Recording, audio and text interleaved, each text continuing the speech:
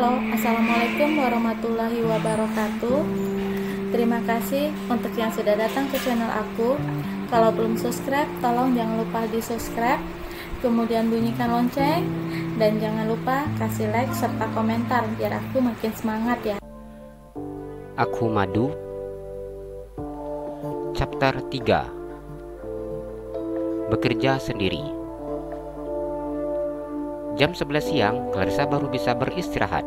Clarissa duduk selonjor di lantai dan menyandarkan punggungnya di dinding saat berada di pantry. Posisi duduk seperti ini membuat rasa lelahnya sedikit berkurang. Clarissa merasakan perutnya yang sudah minta diisi. Tenggorokannya juga begitu amat kering. Tubuhnya terasa amat lelah setelah membersihkan ruangan rapat. Baju seragam cleaning service yang dipakainya sudah basah oleh keringatnya. Setelah beristirahat sejenak, Clarissa berencana makan terlebih dahulu sebelum kembali bekerja, agar ia kembali memiliki tenaga dan bisa melanjutkan pekerjaannya yang sangat menguras tenaga. Clarissa menang Sinta yang masuk ke dalam pantry dan berjalan ke rak piring. Sinta mengambil gelas dan mengisi gelas itu dengan air yang ada dalam dispenser. Sinta meneguk dalam gelas itu hingga habis tanpa sisa. "Sudah selesai?" tanya Clarissa. "Belum," jawab Sinta. "Risa mau makan, Risa udah gak sabar nih," ucap Clarissa yang mengambil Indomie di dalam tas yang ada di loker penyimpanan barang. "Aku juga," ucap Sinta yang menundukkan kepalanya. Risa bawa Indomie. Clarissa mengangkat satu bungkus Indomie di tangannya. "Aku gak punya apa-apa," ucap Sinta dengan nada yang amat lemah. "Kita berdua saja," ucap Clarissa yang beri usul. "Beneran mau berdua?" tanya Sinta. Dengan cepat Clarissa menganggukkan kepalanya. "Aku mau," ucap Sinta yang tersenyum lebar. Clarissa merendam Indomie itu dengan air panas dispenser dan kemudian membuat teh hangat. "Apa Sinta mau teh hangat juga?" ucap Clarissa saat meletakkan teh hangatnya di atas meja. Sinta menganggukkan kepalanya. Wajah Sinta terlihat amat lelah. "Risa buatkan," ucap Clarissa membuat sahabatnya teh hangat. Clarissa merasa kasihan saat melihat wajah sahabatnya yang sudah pucat dan terlihat sangat kelelahan. Bagi kedua gadis itu, maka berdua seperti ini bukanlah hal yang pertama. Mereka selalu berbagi makanan satu sama lain. Walaupun mereka baru mengenal selama 1 bulan ini, namun kedua gadis itu sudah sangat dekat dan akrab. "Besok kita gajian, kita makan di kantin," ucap Sinta yang begitu sangat senang. Clarissa menganggukkan kepalanya.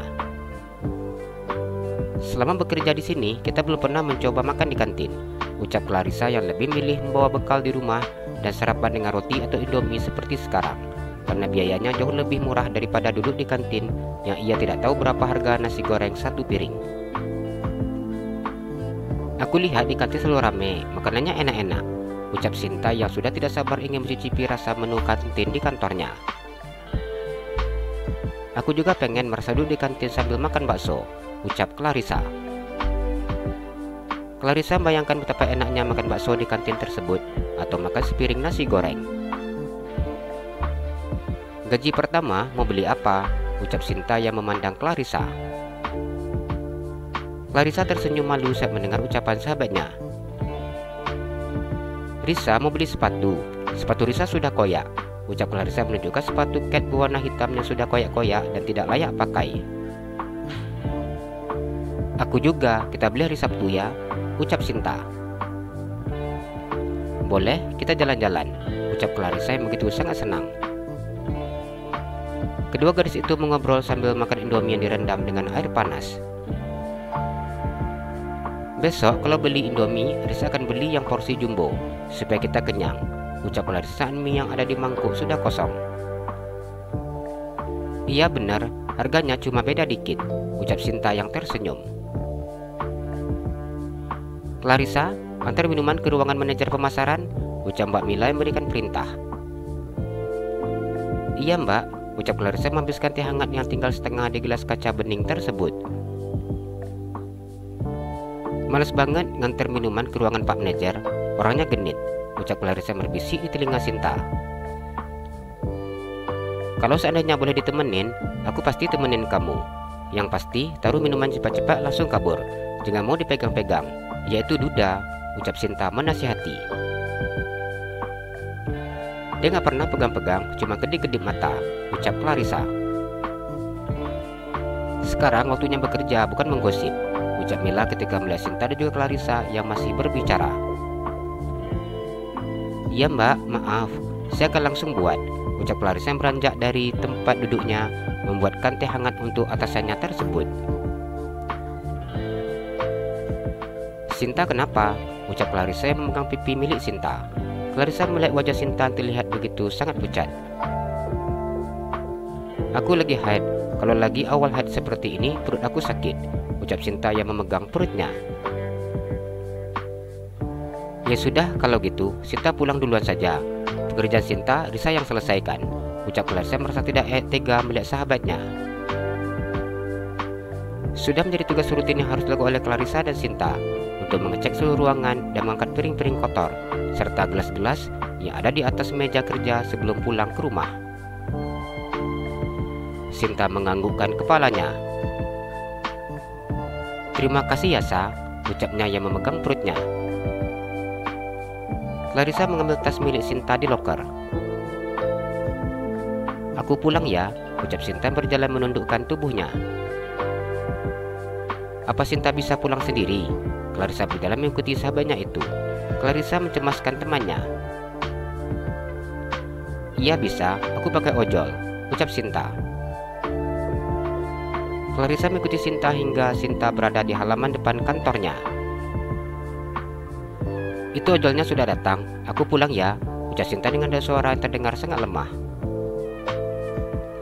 Iya, hati-hati, ucap Clarissa menang sahabatnya yang saat ini sedang berjalan menuju ojek online pesanannya. Sinta naik ke atas motor dan melambaikan tangannya kepada sahabatnya sebelum motor itu bergerak. Di saat karyawan yang lain sudah pulang ke rumahnya, Clarissa masih berada dalam ruangan gedung raksasa ini. Gadis itu menyelesaikan pekerjaan penutupnya untuk hari ini.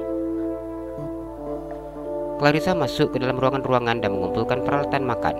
Clarissa masukkan piring serta gelas ke dalam baskom besar yang dibawanya. Setelah itu, memadamkan lampu di ruangan dan menutup pintu.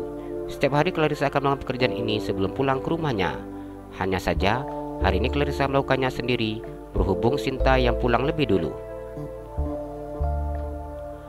Sendirian di gedung sebesar ini ternyata seram. Berada sendiri dalam gedung yang sangat besar seperti ini membuat Clarissa takut.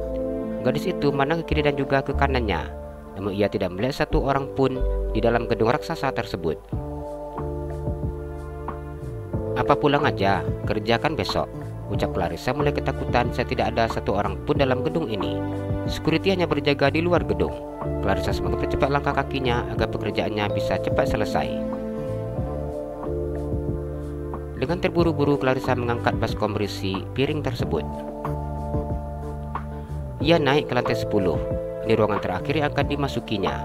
Clarissa melihat jam yang menunjukkan pukul 8 malam di layar ponsel lipat yang dimilikinya. Jam kerja CS berakhir di jam 5 sore, sedangkan gadis itu masih bekerja sampai sekarang. Clarissa masukkan ponsel lipat miliknya ke dalam saku celana. Di zaman seperti sekarang ini, bisa dikatakan sudah tidak ada lagi yang memiliki ponsel lipat seperti yang dimiliki oleh Clarissa. Namun ponsel ini satu-satunya alat komunikasi yang dimilikinya. Alat yang dipakainya untuk menghubungi ibu panti tempat dirinya dibesarkan. Clarissa selalu memberikan laporan kondisinya berada di Jakarta dengan ponsel lipat ini tentunya. Baginya, ponsel lipat ini adalah harta yang sangat berharga dan paling mewah.